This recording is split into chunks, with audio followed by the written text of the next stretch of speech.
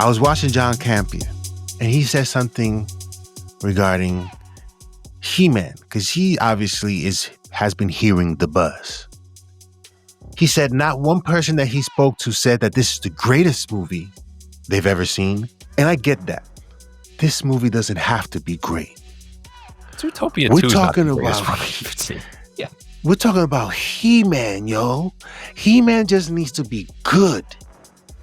And I think it might be better than good. We're going to ignore Rocky 3? Arguably, one of the best Rockies in the franchise. Yeah, no, you're right. 3 to me is the blockbuster of the franchise, right? 1 is a very small indie biopic. Yes. 2 is the completion of that arc. 3 is the blockbuster. Yes. Mr. T, Hulk Hogan, right? Yes. What up, everybody? Welcome back to another episode of the NerdGen Report. I'm your host, Pablo, and joining me, as always, is Mr. Brian Schultz. The Void. The stuff that gets overlooked. Stuff that people need to be paying attention to. Zootopia box office goes crazy. I'm about to see it today, actually, I think. I saw it. Yeah, we saw it. Yeah, we saw it. Yeah. China is in on it. Brian, China is in on it. And this is why we want to talk about this. Yeah. He-Man, $1 billion. Avatar box office tracking and what can be learned from the fall. I don't know. I haven't heard anything, Brian, so that's why I'm interested in hearing what you have to say about it. Odyssey, updates on trailer and opening scene footage. Interested in hearing. Again, people bought tickets for this a year out. So this is, any news on Odyssey is worth talking about.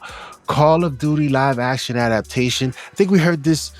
I don't know if it was rumored back then, but it seemed like it was a confirmation of a Call of Duty live action film being adapted, and by some pretty big names, right? They're in. Confirmed. Yep. Okay. Michael B. Jordan on the Creed franchise, man. Stranger Things crashed Netflix, and what we're watching, Brian, was let's start with Zootopia box office. Holy moly. Yeah. So not a big surprise that one of the proven commodities of Disney's animated would do well, but it's where it's doing well that we want to talk about. So Zootopia 2, 10 years after the first movie, arrived the day before Thanksgiving. As of the latest, these estimates keep going up. As of the latest, that by Sunday, this movie will be over $525 million worldwide in 5 days. Well on its way to being the highest grossing movie so far in 2025. Obviously, Avatar Fire and Ash will release right before the end of the year. So if you count that one, that will maybe have some say in that. But now you have my attention. Zootopia 2 set the single day box office record for an American-made movie in China, breaking the record of Avengers Endgame. This movie made $104 million in a day in China. No American-made movie had made more than $79 million total this year before that. So this movie is going to shatter $1 billion. This movie is looking at 1.5, 1.6, 1.7. Like, that's where this movie is headed. Because China is going to be as big in this movie as the US, basically. And we haven't said that type of stuff since before COVID, which begs the question, like, why? Like, what happened? I don't know what your thoughts are, but the only thing I noticed was this year, like, Ne Zha 2, right? $2 billion, $2.2 billion. Animated movie. Like, right? Zootopia 2. Animated family movie, but having seen it, I will also say animated family movie that did not have a lot of agendas or messaging anywhere. They simply just took the original, expanded the story. Yes, there's a little bit of like indigenous peoples, being overwritten type of thing, whatever, but there's not a lot of controversy in terms of the characters and how they're portrayed. And I'm curious if there's anything in that in terms of how China just locked onto this. And it actually became an event where so many other U.S. projects did not. It certainly tells a tale as to the sort of things that they're willing to allow, because obviously they have people watching the movies before they say yay or nay, right? Yes, literally. Yep. So they saw nothing that would spark any controversy, really. And they gave it their stamp of approval, and this is the result. Especially it being a family movie, man. That's why I'm saying people think I'm crazy. He-Man is not. PG He-Man. Telling you, this is why I think He-Man's going to be PG, not PG-13, because they want to give it a shot at this. Have I nudged your curiosity as to the possibility of $1 billion for He-Man?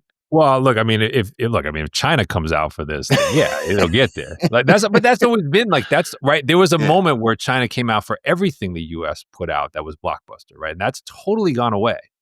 And even earlier this year, like Lilo and Stitch didn't get this kind of treatment, right? Like Minecraft didn't get this kind of treatment. Like this is the only project this year where not only have the censors approved it, but the Chinese audience was like, hell yes, I want to see that right away when it comes out. Yeah. It just starts to beg the question of like, what do you do with that, right? Like you referenced the He-Man thing. I think we'll talk about Avatar in a second. I think Avatar is going to do just fine in China too. I think they're going to do fine in Asia too, because they have historically, and that's been a big part of their box office. But studios always take note of where the money is. And even though studios don't make nearly as much money on Chinese box as they do on the US, because China keeps more of it. Mm-hmm. I mean, we're talking numbers that big, you know, you start to think about like, how do you cater to that? And I think it's interesting that when we get to the end of this year, you're going to see at the top of the charts, right? You're going to see like Zootopia is going to be up there. Lilo and Stitch is not truly animated, but that's semi-animated based on animated property, $1 billion. Minecraft is sort of, again, like it's part live action, but a lot of animated. That's going to be at $1 billion. Like Avatar's live action, but I know it's a lot of CG. But like, it kind of makes you wonder, like, is this going to pivot more toward animated, more toward family friendly? And I would even throw in there, these aren't the same numbers, but like anime is doing well at the box office at a smaller scale. There was that, what was it, Chainsaw Man? That did some really good numbers on like a no budget. That was in the fall. That made like $200 million or something on like tiny budget. So people and families are wanting options that are animated, that are quality, and that are not messy. And so I just wonder when I see something like this, whether it will nudge studios and projects in that direction. And you'd have to ask, like, we've speculated within, for example, like superhero genre, like, what about an animated movie? What about an animated movie that wasn't, you know, again, you stay away from the controversial stuff, but you just adapt something that would seem like it's too expensive to do live action, but it could be epic. You do a comic storyline. What about that as throwing that on the big screen? Like, could that actually work? Could that actually get an audience different and bigger than your live action stuff? I don't know. But these kind of numbers are too big to ignore. Yeah, I think if you look back at Justice League animated films, like the Doom film, Justice League Doom film, Flashpoint, the Flashpoint Paradox, I think that's what it's called. Yeah, yeah. Movies that I think you and I would hold in high regard. You sort of question, like, if you put it in the theaters, what sort of turnout would you get?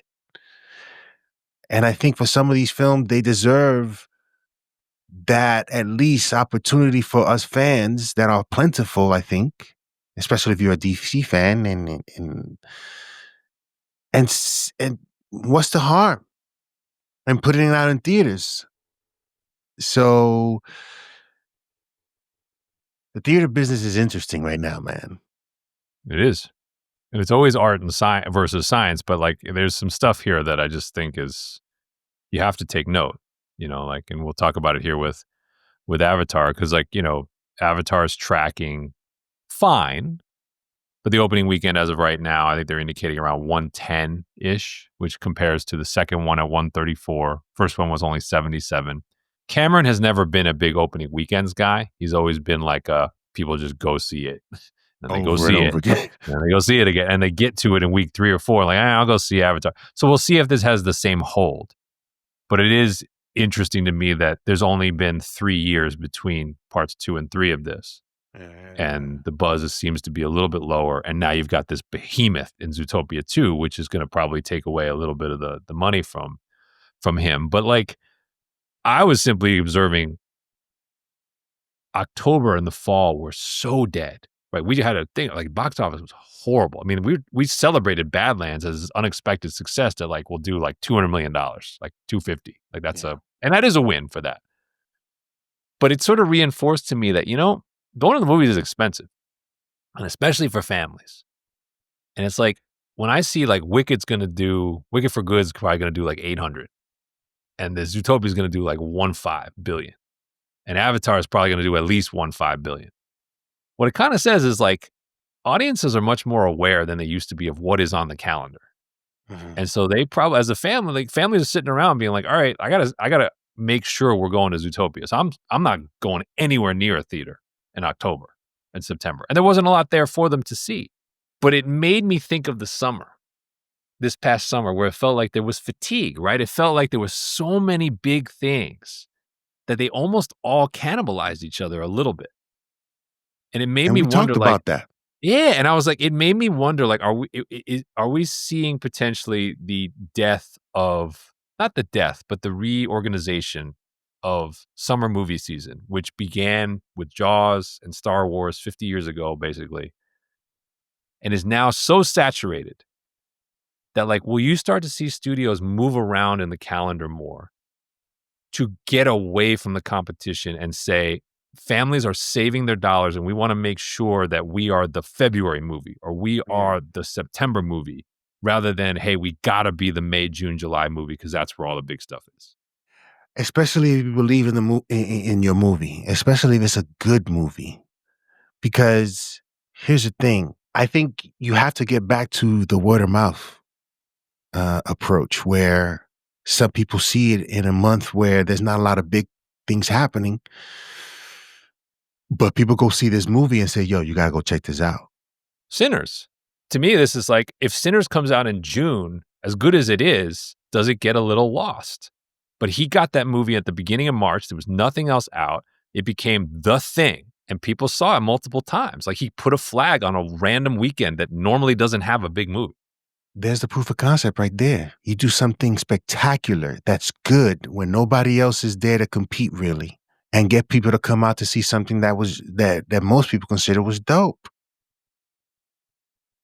And it's hard to do it obviously in the summertime where you got the big blockbuster films and, money being poured into advertisement about these movies. You certainly get lost in especially if the movie isn't great. But if the movie is great, it's still possibly a tough thing to maneuver during that time because you still have that next thing that people are looking forward to seeing. And they see it, whether they're disappointed or not, they saw it and it took away from the possibility of seeing something that was great. That if you would have put it out in March like Sinners did or in October, which was an opportunity right there that I'm looking at it. If this movie is dope, we put it out in October. There's nobody there. And we get that word of mouth to start ramping up. And that's how for those big hits, sleeper hits, that's the approach. Yeah, it just made me just think about the calendar a little differently. And I was even thinking about like The Running Man, which is not a great movie, but it's not like the worst movie you've ever seen. Yeah. And the box office is kind of like so bad that I'm looking at it and I'm like, granted, this is not all the same audience. This is obviously not all the same audience as Zootopia. But I am saying like in those households where the grown-up might have gone to see Running Man, but knows that I need to take my whole family to see Zootopia. There's just no way they were going to go see Running Man, no matter how good it was at that point in time, because it was like 2 weeks ahead of Wicked and Zootopia, right? So it's like, had that movie come out in March at the end of like when there wasn't as much around, like would it have been great box office? No, but would it have been better than it did? Maybe. It's just like, it feels like you gotta, people like Nolan, it's different, right? They're sort of unassailable. So he can put his movie in the middle of summer at the same spot he's always put it at, and people can buy tickets a year out. But like that right there, the way he's got IMAX screens for a month and all sort of stuff, like I'm looking at the stuff right around that, and I'm like, for the people who are like, I'm going to save to go see the Odyssey on 3 different formats, that's got to come out of another movie that you would have seen otherwise. And that Yeah. movie might be a very strong blockbuster movie, but now because it's June 26th and it's 2 weeks before Nolan's movie, how much money are they going to lose because of that? Whereas like if they put that same movie in February, maybe people are like, okay, that's the thing I got to go see in February. I think the calendar is going to change here. I really do. I think we're going to see it It has spread to. and disperse away from the summer. And this idea that like kids only go when they're not in school, that's just wrong. Because you're seeing like these huge event things occur during the school year. I was watching a YouTube channel, and then we'll move on to the very thing we're talking about now, the Odyssey. And they sort of scoffed at the idea that movie studios don't move because this movie's coming out. I think you'd be crazy not to think about that. Or what's around you before you come out, so that the attention that you want is on that, especially if you don't want it to get lost, especially if you want that the continuation. Like, let's say I put out a movie on like Superman, and then Fantastic Four came out 2 weeks later, right? Yeah. What if Fantastic Four came out a little bit further down to another 2 weeks? Could that have changed their, you know what I'm saying? Because it might have helped both of them. It might have helped both movies. Like it's possible. You gotta think about that stuff, man. And if you're not thinking about it, then I don't know. Like I'll give you an example of a movie that I think, and I made a mistake, which is I think, so Warner Brothers, which has had an epic year, right, as we talked about for box office, they pushed Mortal Kombat 2 out of, I think it was end of September, right at the start of October. And they pushed it into summer of next year. I think they're going to regret that decision from a commercial standpoint, because I think next summer, when we talk about all these things that are out there, Mortal Kombat to me is like a movie that I'll go see. I like Mortal Kombat, but like if it's surrounded by He-Man and Spider-Man and Odyssey, like I don't see how Mortal Kombat is going to be the top dollar for a lot of people. Whereas at the end of September, when all you were up against was one battle after another, which was like an awards fair, it would have been the only dollar for people who are like, I want to go see something. I just want to go see something. What have I got? What can I go see? Yeah. I got Mortal Kombat and I got Badlands, and then I got to wait all the way until Zootopia. Like, I think they made a mistake moving that movie, and it's one of the things with like when we talk about He-Man. I think He-Man will still do well, but I mean, Amazon making a bet, putting that at the beginning of June, like that is definitely like we want this thing in with the big boys, and I'm like, I don't know that was actually the best thing for that.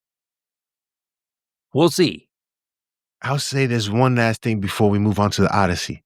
I was watching John Campea,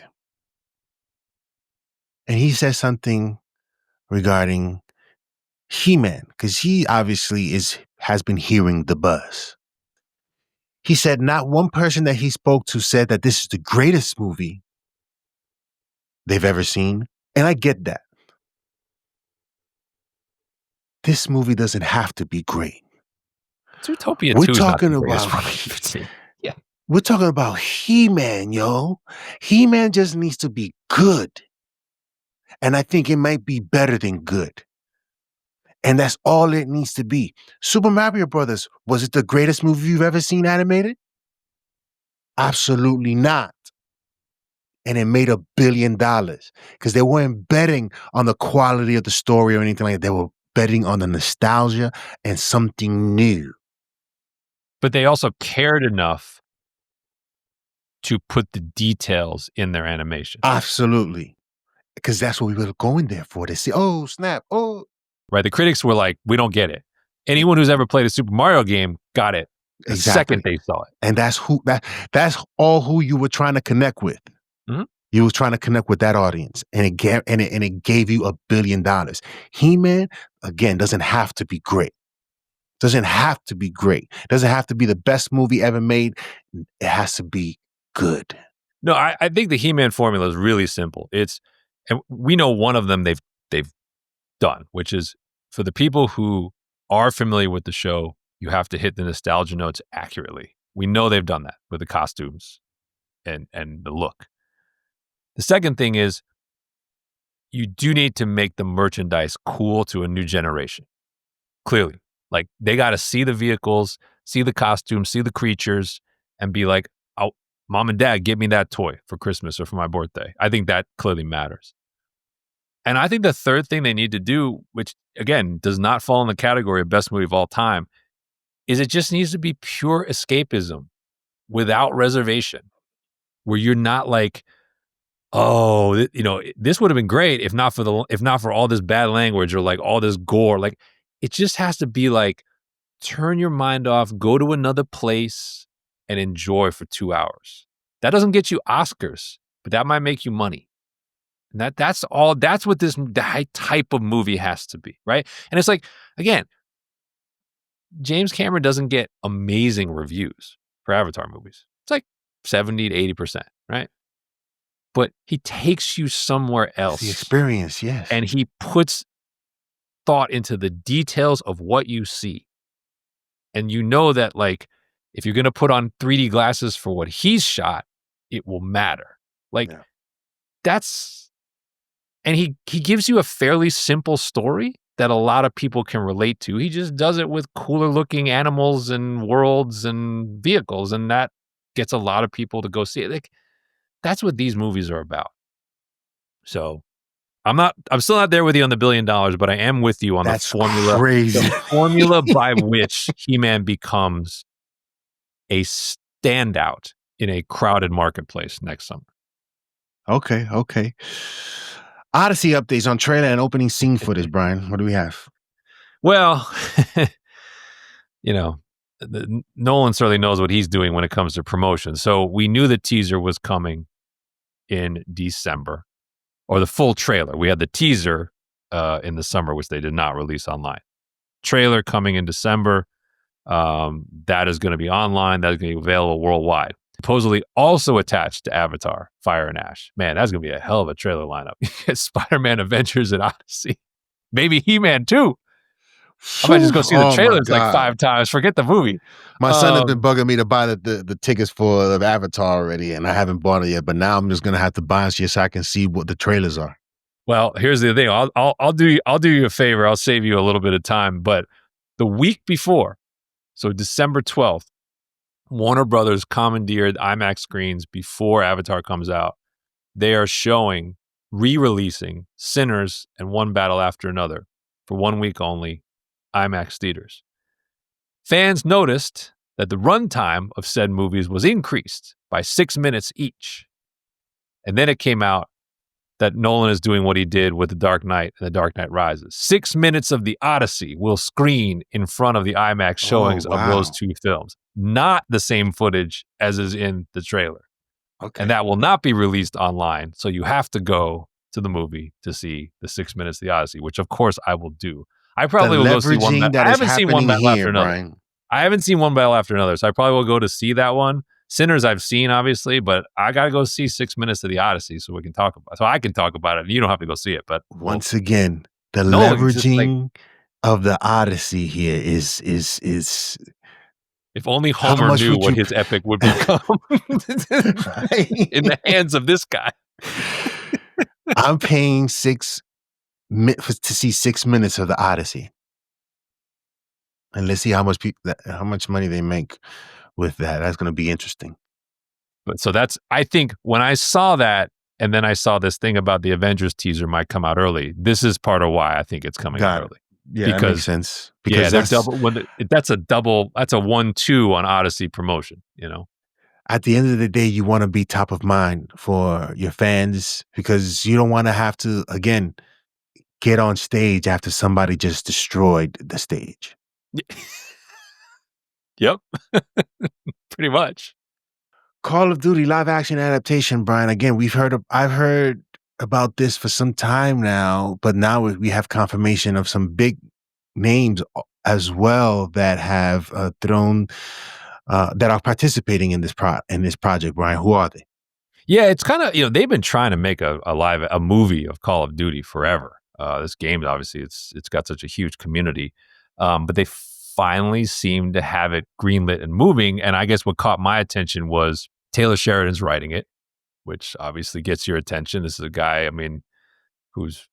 everything he writes has been pretty good, pretty dramatic. I also think of Lioness. He's already done this sort of like counterterrorism style TV, which I think that show is gripping TV. He's writing it, and then Peter Berg is directing it. And Peter Berg, of course, directed Lone Survivor in the military world, directed Friday Night Lights, directed, I think, a movie that's underrated, The Kingdom. Did also direct Battleship. Maybe we'll give him a pass on that because he directed Battleship solely so he could be the director for Lone Survivor. That literally was a trade. He basically was like, I'll do Battleship, you give me Lone Survivor. And you can kind of tell based upon the quality of those two movies where his heart was. But anyway, so those are big name guys. And this movie is good. Apparently, the Call of Duty franchise, which originated in World War II, they're going to focus on the modern warfare incarnation of this. So I don't know. I mean, that can work. I mean, with these guys involved, that also means they're taking the material seriously. And, you have people with experience with sort of military adaptations. I don't know how much help they're going to get from the military for this, but count me as intrigued now. Yeah. I would suspect that there's two routes. Hire big names for him, which I don't think they should, or go straight, because Call of Duty is not really associated with any particular person, right? No. So, like, do you go like the route of Law and Order? You get brand newbies where they get their first start on a big major film. Or how do you go about that? Well, I think the betting favorite for one of the leads would be Taylor Kitsch, just because the Berg connection to Friday Night Lights and Lone Survivor. And honestly, he plays a military type incredibly well. As I told you, he did the Dark Wolf series recently on Amazon for Terminal List. And obviously, like I said, that's a guy who I feel like with the collaboration and the experience makes a lot of sense for something like this. But you're right. There's a lot of these types out there who have been in these types of shows where like you know the faces, but you don't know the names. And in some ways, that's more true to the game anyway. Yeah. So, I wouldn't be surprised if this was like a lower budget, lesser name. We're relying on the name of Call of Duty to sell this and the name of Sheridan to sell this, and seeing if we can kind of develop a little bit of a franchise intro with this. But it can. I think it can work. I mean, again, if they set it up right. So, I mean, the game has such a huge community, right? You do have this built-in audience of like that will be paying attention to see how you do this. And the gaming community has been supporting video games. So if done well, this is like, look at the Witcher community, which like you cross them, then they will come for you. But it can't be. Look at what not to do. Go watch G.I. Joe. Right? Michael B. Jordan on the Creed franchise. There's so many other stories that you haven't touched that is ready to be unleashed in terms of the story and the dynamics of that character. How much more I would like to find out about Clubber Lang and his rise and his perhaps descent, or perhaps not. Perhaps, again, I was writing a treatment for the Clubber Lang story, yo. He retired in Chicago, had his own boxing gym, and he has math, he has a lot of brothers and sisters or whatever the case may be. And now he's older now. What do they want to do? So it's sort of like a family dynamic of whether to sell this gym or not. But then here walks in a new guy that has a lot of talent, and he happens to be the son of Clubber Lang that he didn't know about. But he decided to be a boxer, and this dude got talent. But these other family members want to just give up and sell the boxing gym. You got yourself a story right there. You got yourself a story right there. The Clubber Lang story is so ripe with possibilities. So here's the Michael B. Jordan quote, and MBJ he's hot, right? Coming off of Sinners. I actually am interested to see what he does with Thomas Crown Affair. He's readapting that as the star and the director and the writer. He's doing everything. But Variety asked him about the Creed franchise, and he said, eventually, definitely, meaning a fourth film. It's a franchise that's been really kind to me in a big way. I love MGM and Irwin Winkler and everything they've got going on. I think there's a bit more story to be mined through that. Do I want to be in the ring boxing for the next 15 years? Not so much. But I think there are clever ways and interesting characters we've established that we might want to see where that goes, along with some introduction to new ones I have in mind. I still might be able to get a couple really good swings at the franchise a bit more. End quote. It then went on to say Amazon, which owns MGM, had greenlit a TV series set in the Creed universe that originally focused on the young athletes at the gym where Adonis trained. But Jordan now says that has changed to a spin-off of Adonis's daughter Amara's story. So you'll be seeing different parts of the Creed verse, I like to call it. These little IPs are going to keep the universe alive without being completely reliant on just me to push it through the finish line every time as a boxer. I will be adjacent, end quote. To which I say, free the Lang family. What the hell is going on around here? Are we seriously going to get through this entire franchise, which has been an excellent, unexpected, successful franchise? And we're just going to ignore Rocky? We're going to ignore Rocky 3? But arguably, one of the best Rockies in the franchise. Because you can make an argument for 1, even 2, even 3. But 3 for me, and some say even 4. 4 was a little bit too whatever, but it was still entertaining. But Rocky 3 and Mr. T in this role and having the stuff that happened and this Apollo Creed, Rocky 3 to me is just no, you're right. 3 to me is the blockbuster of the franchise, right? 1 is a very small indie biopic. Yes. 2 is the completion of that arc. 3 is the blockbuster. Yes. Mr. T, Hulk Hogan, right? Yes. He switches trainers. He loses and comes back. Like 3 is the blockbuster. You're just going to like pretend like that didn't happen? And what happened to Lang afterwards, yo?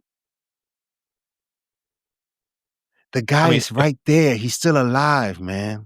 If I was Mr. T, I would be on socials every day doing I want Adonis. I would doing exactly what he did.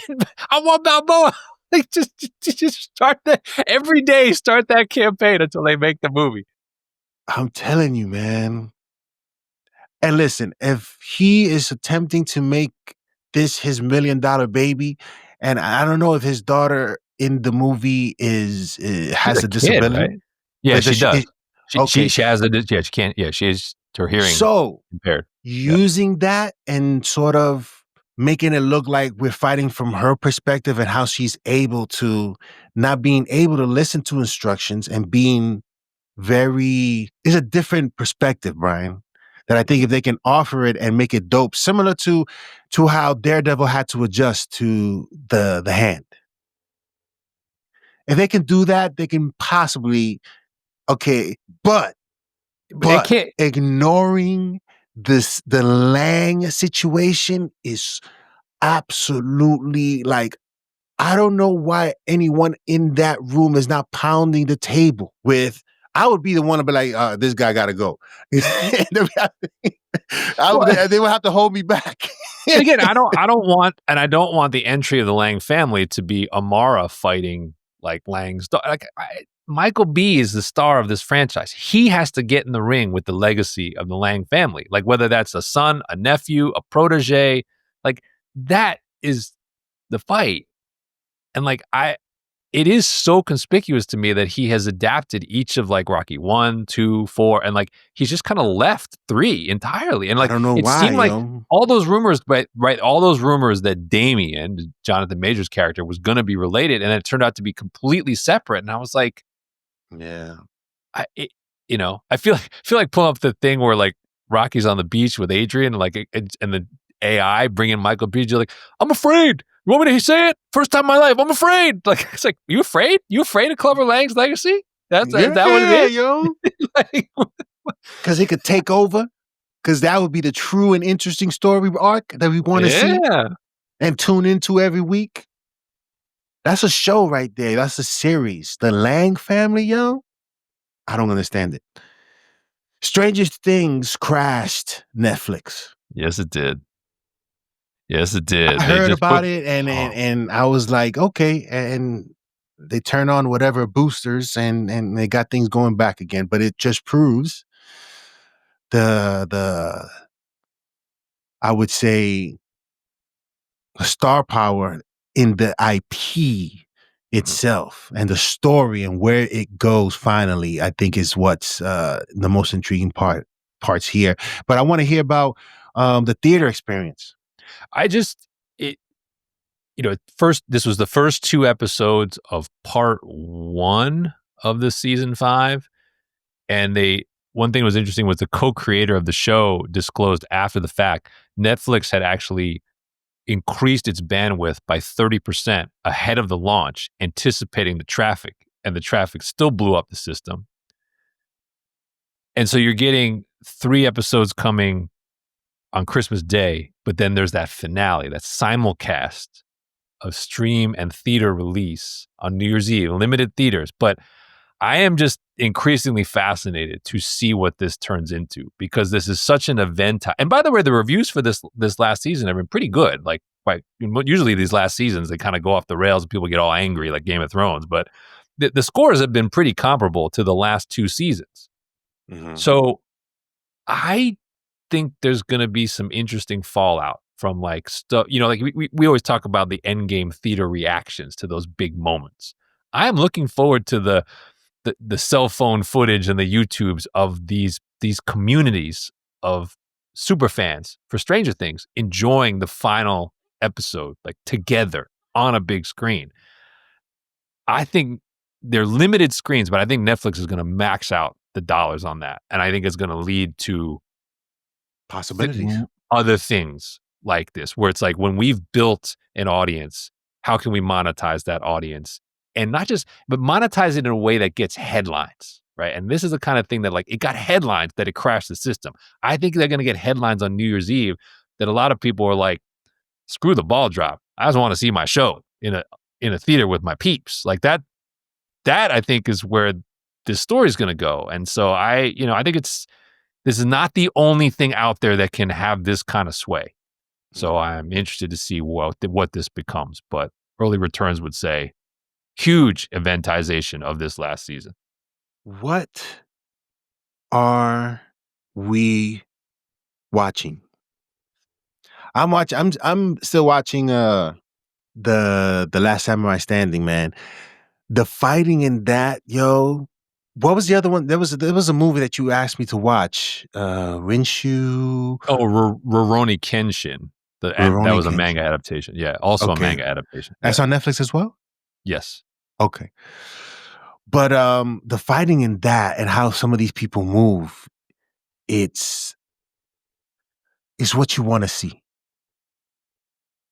And what I mean by that is you haven't seen movement like this in a while or before.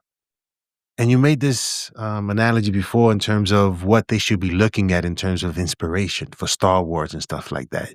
You certainly see it. This could be like Star Wars got its inspiration from what, Brian?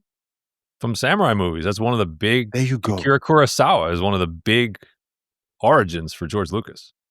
I find it rich that George Lucas is talking about there's no originality anymore. Yet you borrowed from you know what I'm saying? Star Wars is both incredibly imaginative and incredibly duplicative, right? He's ripping on myth and Western and samurai. I mean, the whole Wizard of Oz, right? The whole thing is like a lift of all these things you've seen, but he repackaged it in this incredibly cool, creative way. Of course, this obviously is always inspiration for something. Yeah, I'm definitely enjoying The Last Samurai. I'm on Last Samurai Standing. I'm on episode 4 right now. Actually, so I'm on 5. Actually, I'm about to watch 5. Okay, so you see, because there's like you've seen the fight. It's like in the library or the museum where it's like they start with swords and the swords break and they switch weapons and it's like close quarters. And I was like, that's just cool, man. I was like, whoever thought of that, I was like, kudos, because they're doing all sorts of stuff and it's not slow mo, right? It's like very like they're doing that, like they clearly did takes of that. I was like, again, it's fun. It's like fun to see that like done real, if you will, by these two guys who were pretty skilled at it. So the star is the director of that, by the way. So kudos to him. Oh wow! Yeah, he's like the showrunner and the director of the series. In addition So to he's being the lead. doing what this guy did with Shogun. Yeah, a little bit. Yeah. So yeah. Okay, so you're still watching that. I have like a mix. I obviously said I went to see Zootopia. I did see in the turn your brain off category. I watched Playdate, the Alan Ritchson, Kevin James comedy on Prime. I will say this about two things about that movie. It's not a good movie, but it's an easy 90-minute watch. And one thing I liked Ritchson doing in that movie is he's using the fame of his Reacher character to mess around with that. So he's at the same size as Reacher. He has the same physicality, but he's kind of a goofball in this movie, and it's a comedy. So he's kind of like the sort of dumb, like senseless character, and his comic timing's pretty good. And so I think it's like a good move when you're sort of at the height of your buzz as this one character to be like, hey, can I just mess around with that character and have fun with it, get people to laugh at me over here? The only other thing in that movie, there's a kid in that movie, the blonde kid, who plays his sort of the protege that he's got with him. I won't spoil the story. That kid, who I'd never seen before, was a revelation. He has a performance in that movie. And I realize it's a comedy, but he's doing like mimicry. He's almost playing like a cyborg at points, like crazy good stuff from like a young guy who I'd never seen before. So I was just like, this is pretty overqualified. Is this a PG? No, I don't believe so. Maybe it's a PG-13, but there's some, it might be. Maybe they don't show the, lot of the, it's violent, but like, I don't think they show maybe the gore. Got it. I was trying to think, I'm going to look it up quickly if it's TV-14 or not. Like I said, it's not a good movie, right? Like critics hated it. Audiences are down on it. But just for those little things, I thought it was an easy watch. Here's the other thing I watched, which I texted you the other day. So Quentin Tarantino started putting out his list of like 20 best movies of the century. And he had this movie at 17 called Chocolate, which I'd never heard of. And then he highlighted it. And he said, nobody's heard of this movie. It's a Thailand-based action movie. But then he said something which made me go look for clips and watch it. He said, quote, has some of the best kung fu I've ever seen put on a movie screen, end quote. So I said, all right, well, if Quentin Tarantino tells me it's the best kung fu he's ever seen, I'm going to go check it out. I don't know if it is that, but I will tell you that the idea of this movie was wild to me. And if you guys want to see the clips or watch the movie, it is a female-led, so we've talked about this before, martial arts movie where the star is autistic, character's born that way, and learns martial arts through extreme mimicry because she's gifted at being able to do that. So I immediately was like, this is kind of like almost like MCU Taskmaster, like that kind of skill. And the kid grows up, winds up going on a revenge mission on behalf of her parents, sort of almost like a little bit of, the Kill Bill style or whatever. But they did the Tony Jaa, like she did all her own stunts. There's no wires. And like they had her do crazy stuff. Like she's on like the side of a building on pipes, like jumping at people. I was like, if this is actually real, I was like, this is insane. And to the point where I only wanted to describe any more than just give you the headliner, where there is a feature like boss fight where the opponent has Tourette's syndrome. And when I tell you they do not make light of it, but it's her autism against his Tourette's in a martial arts forum. And I was just like, it's just wild to watch this play out and how good these actors are at taking something very classic, right? Like Kung Fu one-on-one, and introducing and celebrating what should be perceived as a handicap and turning it into a strength. And I was just like, if nothing else, for creativity, this was like off the charts. I'd never seen anything like this. So Chocolate, if you want to see some wild martial arts on screen. I just rented it off of Prime Video, but like you can find the clips on YouTube. If you just want to see the fights, just Google Chocolate 2008 fight and it'll come up and you'll see the different stuff and how she learns it and like how It's just different. And like, I don't think it's all as amazing as Tarantino says, because some of it defies a little bit of the believability factor, but the originality factor is there. And that's kind of cool to see some of this. Yeah, definitely check those things out if you're into it. And those things usually, man, inspire the vision of some of the stuff that we watch, right? And how they should look, or at least attempt to make it look somewhat in that realm of believability and unique perspective. But yeah, let us know in the comment section below what you guys think of all the small topics we talked about on The Void, Zootopia, Avatar, Odyssey, the Call of Duty live action adaptation. Michael B. Jordan not exploring Lang, man. This is just a travesty, yo. How they've ignored it. It's just I don't get it, yo. It's like, yo, why? Okay.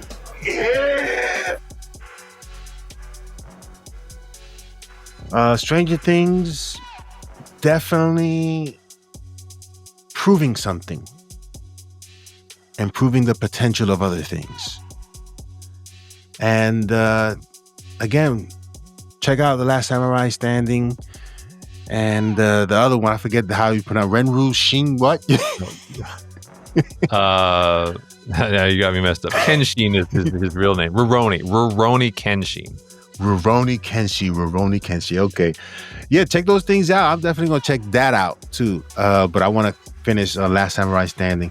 But let us know in the comment section below what you guys think. And if you haven't heard it anywhere else, you heard it here first on the NerdGen Report.